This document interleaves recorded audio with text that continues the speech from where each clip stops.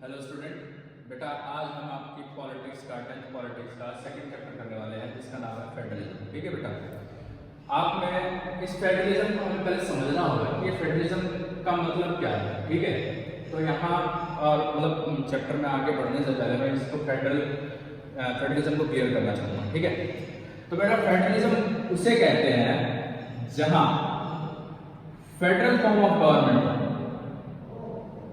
Federal form of government. अब sir ये federal form of government क्या है, आप ये कहोगे, है ना। तो फेडरल फॉर्म ऑफ गवर्नमेंट उसे कहते हैं जहां सरकार अलग अलग लेवल पे बने। सरकार अलग अलग लेवल पे, सरकार मतलब गवर्नमेंट अलग अलग लेवल पे रूल करे या गवर्न करे पीपल्स को। जैसे कि सेंटर पे, फिर स्टेट पे, फिर लोकल लेवल में आ जाता है हमारा कौन सा, पंचायत एंड म्युनिसिपैलिटी, है ना बेटा। तो फेडरल फॉर्म ऑफ गवर्नमेंट उसे कहते हैं जहां पर डिफरेंट टायर ऑफ गवर्नमेंट, समझ में आ गया, डिफरेंट टायर ऑफ गवर्नमेंट। ठीक है, तो इस फेडरलिज्म का मतलब यही होता है कि जहां फेडरल फॉर्म ऑफ गवर्नमेंट हो और डिफरेंट टायर पे गवर्नमेंट हो, उसे ही हम फेडरल फॉर्म ऑफ गवर्नमेंट को कई बार फेडरल स्ट्रक्चर भी बोलते हैं। क्या बोलते हैं बेटा, फेडरल स्ट्रक्चर। ठीक है, हालांकि ये फेडरल स्ट्रक्चर आप लोगों को इंडिया में दिखता ही होगा। इंडिया में सेंटर है, स्टेट है, फिर लोकल लेवल पे म्युनिसिपैलिटी है एंड पंचायत है ना बेटा। ये चीजें आपको दिखाई देती होंगी। मैं अभी आपके सामने सिर्फ और सिर्फ स्ट्रक्चरल फीचर्स की बात करूंगा, स्ट्रक्चरल फीचर्स की बात करूंगा। ठीक है, और पावर की बात बाद में करूंगा, पावर की बात बाद में करूंगा। ठीक है, तो स्ट्रक्चरल फीचर आप समझ गए होंगे कि जहां डिफरेंट टायर ऑफ गवर्नमेंट हो। चलो भाई, तो यहाँ पर पहला पॉइंट मैंने कुछ 7 पॉइंट लिखे बेटा यहाँ पर। ठीक है बेटा, 7 पॉइंट है, 7 पॉइंट तो दिखाई दे रहे होंगे। ठीक है, तो पहला पॉइंट क्या है हमारा, 2 और मोर लेवल ऑफ गवर्नमेंट, 2 और मोर लेवल ऑफ गवर्नमेंट। दूसरा पॉइंट समझने की कोशिश करते हैं। दूसरा पॉइंट क्या कहता है, सेपरेट जुरिडिक्शन। चलो सेपरेट जुरिडिक्शन को समझते हैं। ठीक है, सेपरेट जुरिडिक्शन क्या कहता है कि सेंट्रल लेवल पे, सेंट्रल लेवल पे कौन सा जज होता है बताऊंगा, सुप्रीम कोर्ट, है ना। स्टेट लेवल पे स्टेट कोर्ट होते हैं, है ना, स्टेट कोर्ट होते हैं। और फिर लोकल लेवल पे क्या आ जाते हैं हमारे, लोकल लेवल पे डिस्ट्रिक्ट कोर्ट होते हैं बेटा, है ना। तो ये देखो जुरिडिक्शन का मतलब क्या होता है, मान लो जैसे हरियाणा और पंजाब गवर्नमेंट का एक ही कोर्ट है ना, चंडीगढ़ हाई कोर्ट जिसे हम बोलते हैं, है ना। हरियाणा पंजाब 2 स्टेट है, हम जानते हैं, है ना, 2 स्टेट है, एक जज एक कोर्ट है। तो मुझे ये बताना बेटा, हरियाणा पंजाब से टच में जैसे कि ऊपर में हम जानते हैं कई राज्य लगते हैं, यूपी, एमपी, सॉरी यूपी, फिर जम्मू कश्मीर ऊपर आ जाता है, जेएंडके, और जो भी टेरिटरी लगती है। ठीक है, खासकर हम यूपी को ले लेते हैं। चलो यूपी एक 3rd स्टेट है बेटा। तो हरियाणा पंजाब में सुना, हरियाणा और पंजाब में जो डिसीजन लेने की ताकत है वो चंडीगढ़ हाई कोर्ट के पास ही है ना।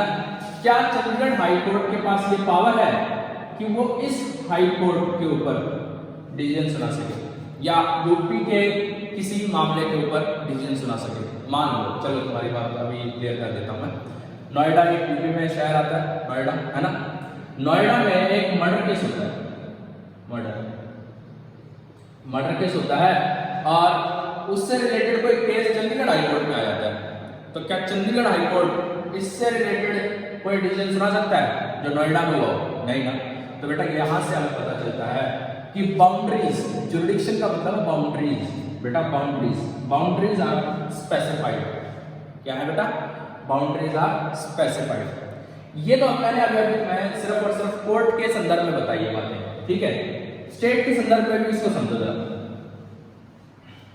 स्टेट के संदर्भ में भी देखो। स्टेट है, हरियाणा स्टेट है, हरियाणा स्टेट अपने हरियाणा के लिए भाई जितने भी इसकी बाउंड्री है उसके लिए एक प्लान बनाता है, डेवलपमेंट प्लान होता है, पॉलिसीज होती है। तो मुझे ये बताना बेटा, हरियाणा गवर्नमेंट जो डेवलपमेंट प्लान या पॉलिसी बना रही है, क्या वो डेवलपमेंट प्लान और पॉलिसी यूपी के एरिया पे भी लागू होती है? कभी नहीं। वो डेवलपमेंट पॉलिसी जो हरियाणा गवर्नमेंट बना रही है वो यूपी में कभी लागू नहीं हो सकती। तो यहां से तुम्हें समझ में आ रहा होगा सेपरेट जुरिडिक्शन मतलब सेपरेट एरिया।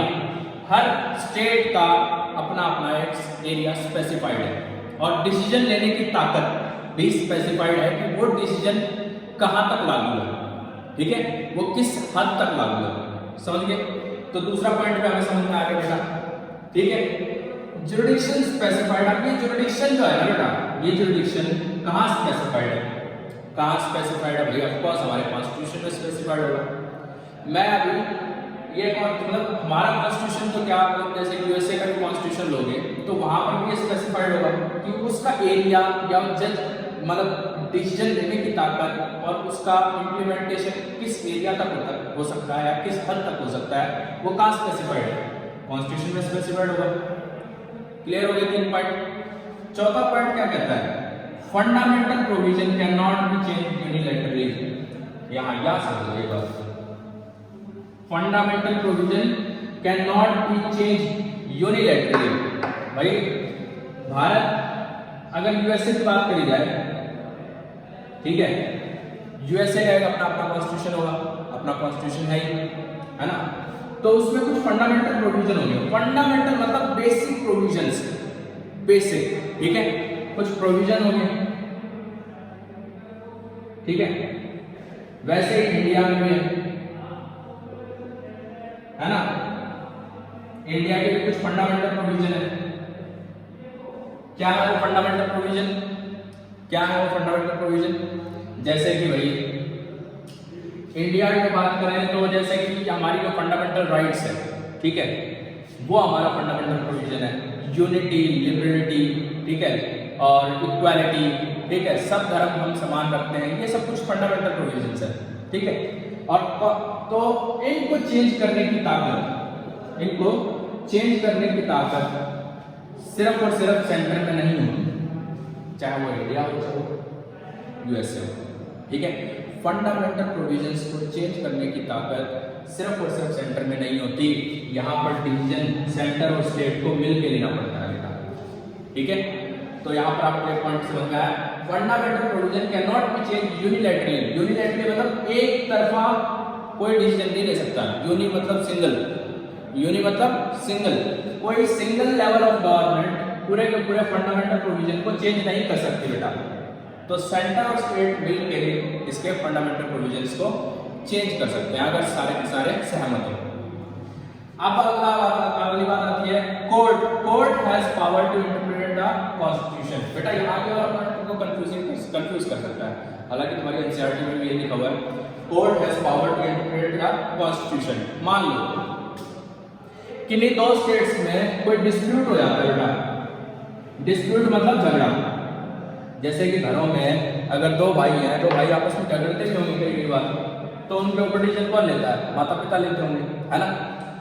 तो यहाँ पर भी डिस्प्यूट से रिलेटेड अगर कोई डिसीजन लेना है, मान लो एमपी और यूपी में,